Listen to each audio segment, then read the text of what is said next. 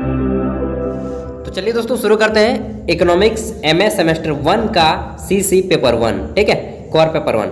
देखिए आप लोगों ने यार इतना कमेंट किया, विशेष रूप से स्वाति जी ने कि यार प्लीज़ भैया, प्लीज़ सर, सर नहीं भैया मुझे बोलिएगा, ठीक है, या फिर दोस्त। तो चलिए शुरू करते हैं इकोनॉमिक्स में सीसी पेपर 1 एमए मतलब मास्टर ऑफ आर्ट्स, पीजी मतलब पोस्ट ग्रेजुएशन, जो बोलिएगा, जो भी बोलना है बोल लीजिए। 2 साल का कोर्स होता है, आप सभी को मालूम है। पहला सेशन है आपका, पहला सेमेस्टर है, और प्रत्येक सेमेस्टर में आपके 4 पेपर होंगे। ठीक है, तो कुल मिलाकर 4 सेमेस्टर होगा, 16 पेपर होंगे। सभी के क्वेश्चन पेपर इस चैनल पे अपलोडेड कर दिए जाएंगे, तो सब्सक्राइब कर ले। चलिए शुरू करते हैं आज का टॉपिक। देखिए इकोनॉमिक्स पेपर 1 सेमेस्टर 1 का पहला पेपर, फुल मार्क्स आपका 70 होता है। ठीक है, एंड क्वालिफाई करने के लिए आपको इस पेपर में पास करने के लिए 28 नंबर लाना होता है। 28 नंबर लाना ही होगा, जी हाँ दोस्तों, उसके बिना काम नहीं चलेगा दोस्त। और आपका जो 30 मार्क्स है वह आपको कॉलेज की ओर से दिया जाएगा। फुल मार्क्स 100 होता है, जिसमें से 70 नंबर इस पेपर में और 30 नंबर आपको आपका कॉलेज देता है। उसमें इंटरनल एग्जाम होता है, आपकी अटेंडेंस वगैरह देखी जाती है अगर आप रेगुलर से कर रहे हैं तो। उसके बाद मास्टर के साथ आपका कैसा तालमेल बनता है, तो अच्छा सा तालमेल भी बना के रखिएगा, बहुत ज़रूरी है मार्क्स लाने के लिए। एंड बीएड वगैरह वगैरह आप करते हैं तो मार्क्स अच्छा खासा इंपॉर्टेंट रखता है यार। देखिए यहाँ पे इसका आंसर या तो आप हिंदी या फिर इंग्लिश, दो में से किसी भी एक भाषा में कर सकते हैं। इसके अलावा किसी भी अदर भाषा में नहीं कर सकते। अगर आप किसी अदर राज्य से रहते हैं जहाँ की क्या बोल सकते हैं कि विशिष्ट भाषा ही है, जैसे कि पश्चिम बंगाल में है या फिर गुजरात में है तो गुजराती चल जाएगा, या फिर पश्चिम बंगाल में है तो बांग्ला चल जाएगा। ये तो हो गया एक्स्ट्रा नॉलेज। अब हम लोग काम की बात कर लेते हैं बिना समय गवाए। देखिए ग्रुप ए बी सी करके 3 खंडों में बांटा गया है आपके पेपर को। और मेन चीज़ हमारा देखना है कि क्वेश्चन जो है हमारा क्वेश्चन प्रश्न किस टाइप से बन रहे हैं। तो मैं बोलते बोलते कभी हिंदी बोलते बोलते अपना मातृ जो लैंग्वेज है, मदर टंग खोटा, उस पर आ जाता हूँ, लेकिन चलिए कोई बात नहीं। देखिए पहला है आपका ऑब्जेक्टिव टाइप क्वेश्चन, यानी कि वस्तुनिष्ठ प्रश्न। इसमें आपको 10 ऑब्जेक्टिव क्वेश्चन होंगे और प्रत्येक क्वेश्चन आपका 2 मार्क्स का होगा। 10 बनाएंगे 20 नंबर मिल जाएगा। ठीक है, यहाँ पे तो सॉल्व किए गए हैं, लेकिन मैं चाहता हूँ कि आप लोग इसे फिर से अपने से सॉल्व करें, अपने टेक्स्ट बुक की सहायता लें या फिर गूगल से सहायता लें। आइए देखते हैं, क्वेश्चन पढ़ते हैं किस टाइप से क्वेश्चन आ रहे हैं। तो पहला सेक्शन ए 20 नंबर का है, ऑब्जेक्टिव टाइप का है। पहला क्वेश्चन है, देखिए यहाँ पे दिया गया है आपको निम्न सारणी से प्रश्न संख्या 1 से लेकर के आपका 5 के उत्तर दें। अब आइए देखते हैं जी। तो यहाँ पे सारणी दिया गया है, सारणी देख लीजिए अच्छा से, ये इंपॉर्टेंट है। यहाँ पे उत्पादन की इकाइयाँ दी गई हैं, यानी कि यूनिट प्रोड्यूस। उसके बाद आपका दिया गया है कुल आगम, टोटल रेवेन्यू कितना हुआ है, और फिर टोटल कॉस्ट यानी कि टोटल कितने पैसे लगे हैं, कुल लागत, पैसे या फिर जो भी बोलिएगा, जो भी डाटा है। देखिए डाटा इधर दिया गया है 0 1 2 3 4 5, और इधर कुल आगम यानी कि आय भी बोल सकते हैं आप लोग। 0 100 180 250 290 और 300 है। और इधर टोटल जो है आपका कॉस्ट है 0 50 110 180 270 और 380 है। उसके बाद देखते हैं, तो यहाँ पे पूछा जा रहा है क्वेश्चन कि तीसरे इकाई की सीमांत आगम कितनी है। ठीक है, what is the marginal revenue of producing the third unit. तो कितना है देख लीजिए, यहाँ पे देखिएगा। तो तीसरे के कितने हैं जी, कितना आएगा आंसर आप लोग निकाल लीजिए। यार मुझे तो मालूम भी नहीं है, इकोनॉमिक्स मैंने 12th के बाद ही छोड़ दिया था, और मेरा तो एमए पब्लिक एडमिनिस्ट्रेशन है, लोक प्रशासन, तो उससे रिलेटेड क्वेश्चन होता तो मैं हेल्प कर सकता था। यहाँ पे फिलहाल मैं आपको केवल क्वेश्चन ही बता सकता हूँ। ठीक है, देखिए क्वेश्चन है नेक्स्ट आपका, तीसरे इकाई की सीमांत आगम कितनी है। तीसरे इकाई की सीमांत आगम कितनी है, डाटा देखिए एंड वहाँ पे आप आंसर करते जाएंगे। फिर भी यहाँ पे आंसर कर दिया गया है, अगर आपको दिक्कत हो रही है तो हिंट ले सकते हैं, लेकिन जब तक आप स्वयं सकते हैं तो खुद से ही ट्राई कीजिए। नेक्स्ट क्वेश्चन है, 5वें इकाई की सीमांत लागत कितनी है, what is the marginal cost of producing the 5th unit. ठीक है, अगला है क्वेश्चन नंबर 3। क्वेश्चन नंबर 3 क्या है कि उत्पादन के कौन से स्तर पर सीमांत लागत आगम के बराबर है। जो सीमांत लागत है, सीमांत लागत जो है आपका, वह किस आगम, किस रेवेन्यू के बराबर है। नेक्स्ट है चौथा क्वेश्चन, और यह पूछा गया है कि 4 इकाई के उत्पादन पर शुद्ध लाभ क्या है। What is the level of net benefits when 4 unit are produced. तो इसका नेट यूनिट क्या हो जाएगा, शुद्ध लाभ। देख लीजिए 0, 70, 70 दो गो ऑप्शन तो यहाँ पे सेम दे दिया है यार, हैं देखिए ना 70, 70 और 20, तो यूनिवर्सिटी वालों ने कुछ गलती की है। अब आता है 1, 5 एंड यहाँ पे क्वेश्चन नंबर 1 का 5 ही है, 5वां भाग। इसमें पूछा जा रहा है कि उत्पादन के चौथे इकाई पर शुद्ध सीमांत लाभ क्या है। कुल मिलाकर यह क्वेश्चन नंबर 1 आपका 10 मार्क्स का था। 5 छोटे छोटे क्वेश्चन भागों में बांट दिया इसको, ठीक है। और उत्पादन के चौथे इकाई पर शुद्ध सीमांत लाभ क्या है वो पूछा गया है। What is the marginal net benefits of producing the 4th unit. तो जितने भी इस टाइप के क्वेश्चन है आपके सबको सॉल्व कर लीजिएगा घर पे, और ज़्यादा हो तो प्रैक्टिस कर लीजिएगा, ठीक है, ताकि एग्जाम में आपको किसी भी प्रकार की टेंशन ना हो, किसी भी प्रकार का जो होता है ना एजिटेशन, फियरनेस, डर, वो ना रहे। तो उत्पादन के चौथे लागत की सीमांत शुद्ध लाभ हो गया ये। अब आइए देखते हैं हमारा अगला। तो क्वेश्चन है कि छठा क्वेश्चन है 1 का 6 क्वेश्चन नंबर 6। यहाँ पे पूछा जा रहा है कि which of the following is an implicit cost of going to college, यानी कि इसका हिंदी क्या हो जाएगा जी, कॉलेज जाने में निम्नलिखित में से कौन अंतर्निहित लागत है। तो देख लीजिए कॉलेज जाने में कौन सा अंतर्निहित लागत है। पहला है शिक्षा शुल्क, यानी कि इंग्लिश में यहाँ पे कुछ इंग्लिश अच्छा नहीं है इसका, ट्यूशन फी लिखा है यार, जबकि कोचिंग होना चाहिए, कोचिंग भी इंग्लिश वर्ड है कोच ना। तो शिक्षा शुल्क एडुकेशन फी होना चाहिए, ट्यूशन फी लिखा है यहाँ पे। बी नंबर है किताबों की लागत, यानी कि cost of books. C number है कमरे एवं ठहराव, यानी कि रूम एंड आपका क्या हो जाएगा, ब्रॉड्स। और नेक्स्ट है चौथा ऑप्शन आपका फॉरगन मजदूरी।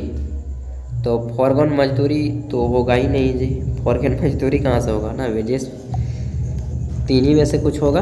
तो देख लीजिए हिंट भी किया गया है, आप चाहे तो देख सकते हैं।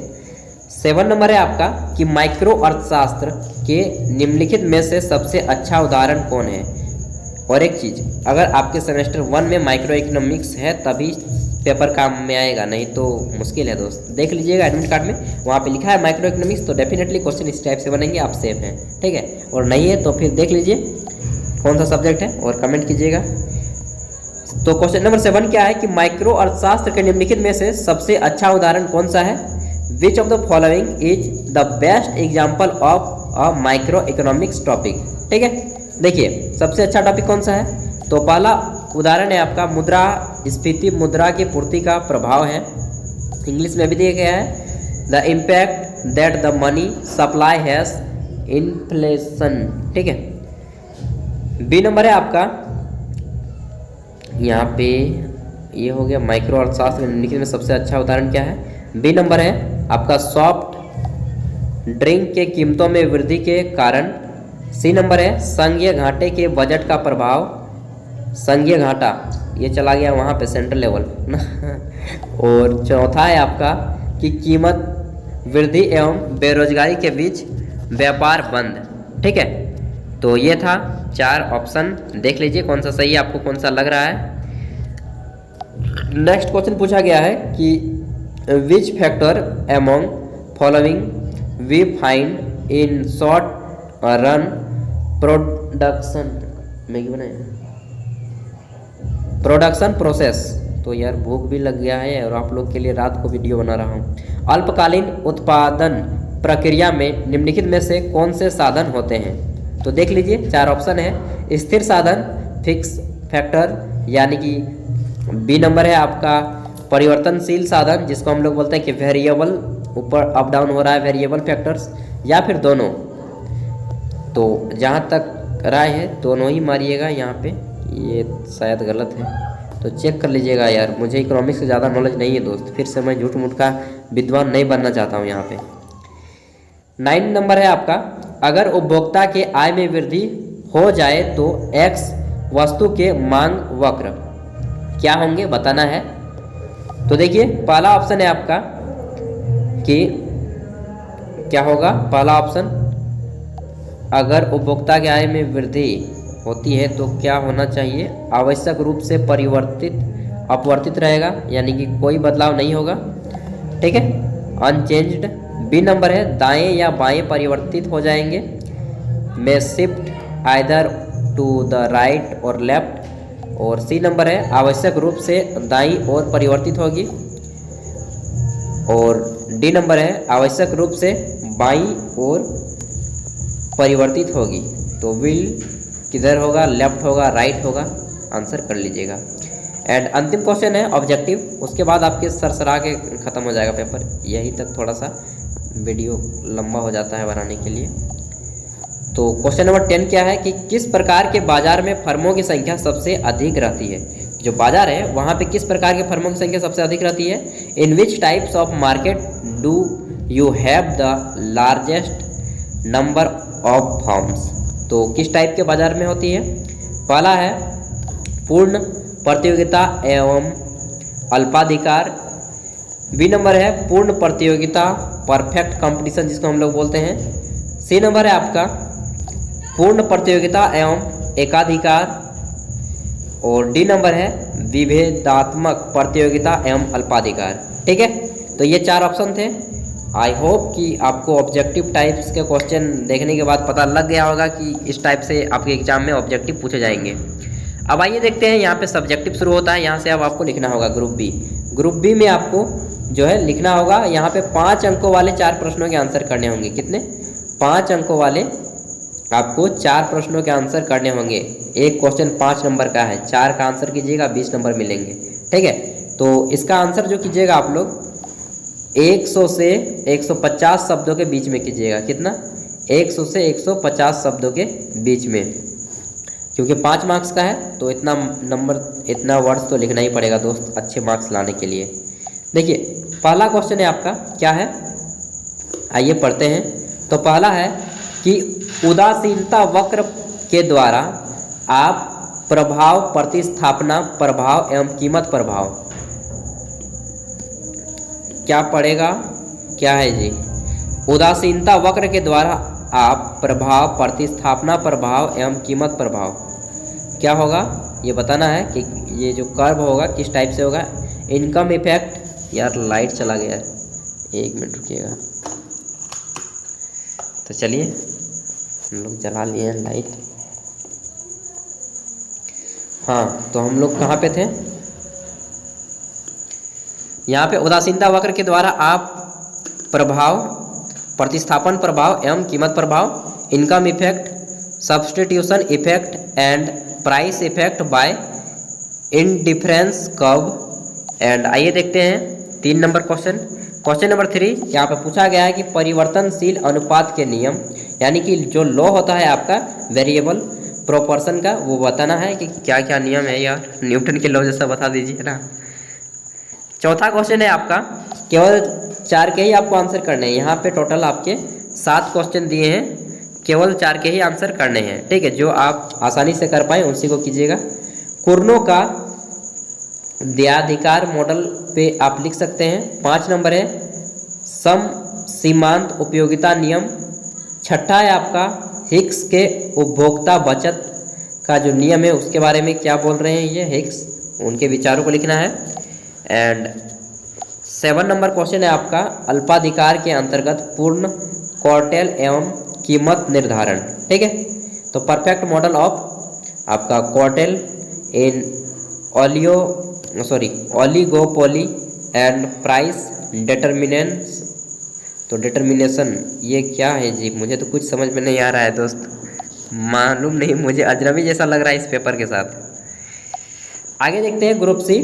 तो ग्रुप सी में आपको जो है यहाँ पे वेरी लॉन्ग आंसर टाइप के आंसर करने हैं और यहाँ पे वर्ड्स की संख्या भी थोड़ी बढ़ जाएगी, क्योंकि एक क्वेश्चन आपका 10 मार्क्स का रहेगा एंड 10 मार्क्स वाले प्रश्नों का आंसर आपको जो करना होगा वह करना है कितना में कीजिएगा, तो कर लीजिए आप 200 से 300 वर्ड्स के बीच में। अगर आप इतना लिख लेते हैं तो आपको 10 में से 8 नंबर इजीली मिल जाते हैं, अगर आपका आंसर टू द पॉइंट होता है तो। ठीक है, तो आइए देखते हैं क्वेश्चन क्या है। पहला क्वेश्चन है केवल 3 का ही आंसर करना है। पहला क्वेश्चन है उत्पादन फलन से आप क्या समझते हैं, यानी कि व्हाट डू यू मीन होना चाहिए। यहाँ पे क्या लिख दिया है, मी कैन लिख दिया है ना, एम कैन मीन है जी, हाँ MEN है, सी जैसा लग रहा है। What do you mean by production function. उसके बाद आपको बताना है कि उत्पादन फलन से आप क्या समझते हैं। काउ डगलस, ये कौन है काउ डगलस, कौन सा अर्थशास्त्री है, उनके उत्पादन का जो फलन आलोचनात्मक दिया है सिद्धांत, उनके बारे में कमियों को निकालना है, आलोचनात्मक समीक्षा करना है। जहाँ भी आलोचनात्मक की बात करें, आलोचना क्रिटिसिज्म की बात करें, आपको उनकी जो भी कमियां होंगी उन कमियों को नोट कर देना है, पॉइंट वाइज कर दें, ठीक है। पॉइंट नंबर 1 कमी नंबर 1, कमी नंबर 2। 9 नंबर क्वेश्चन है अल्पकालीन एवं दीर्घकालीन लागत वक्र की व्याख्या करें, यानी कि explain short run and long run cost curve. जो रेखा होती है अल्पकालीन और दीर्घकालीन लागत वक्र, वो बताना है। क्वेश्चन नंबर 10 पूछा गया है कि पूर्ण प्रतियोगिता के अंतर्गत कीमत निर्धारण की विवेचना करें, यानी कि discuss price determination under perfect competition. Question number 11 है आपका एकाधिकार के अंतर्गत अल्पकालीन एवं दीर्घकालीन संतुलन की व्याख्या करें। एकाधिकार के अंतर्गत जो अल्पकालीन और दीर्घकालीन आपका संतुलन होता है उसके बारे में बताना है। Explain short run and long run